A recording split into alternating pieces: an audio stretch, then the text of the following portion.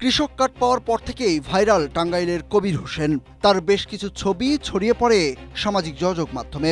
তাকে নিয়ে পোস্ট করা ছবিগুলোর ক্যাপশনে তিনি বিত্তশালী ও কৃষক নন বলে দাবি করা হয়। কবির হোসেনকে ঘিরে শুরু হয় আলোচনা সমালোচনা। সোশ্যাল মিডিয়ায় এআই জেনারেট করা কিছু ছবিও ছড়িয়ে পড়ে। তবে সরেজমিনে গিয়ে দেখা গেছে কবির হোসেন সত্যি একজন কৃষক। 2025 সালে তিনি এআই দিয়ে তৈরি করা কিছু ছবি নিজের ফেসবুকে পোস্ট করেন। সেই ছবিগুলো দিয়েই ছড়ানো হয় গুজব।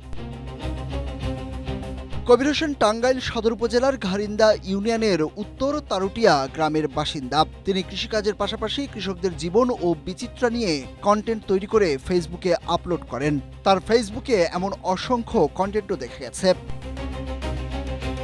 কৃষক কার্ড পাওয়ার পর অনেকেই তাকে অভিনন্দন জানিয়ে পোস্ট করেছেন। কেউ কেউ লিখেছেন, কবির হোসেন 12 মাস কৃষিকাজ করেন, খোঁজ নিয়ে দেখেন, তিনি ভুয়া কৃষক নন।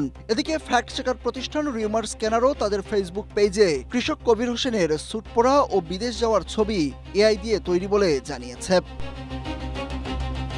Suraj Ahmed, Asia post.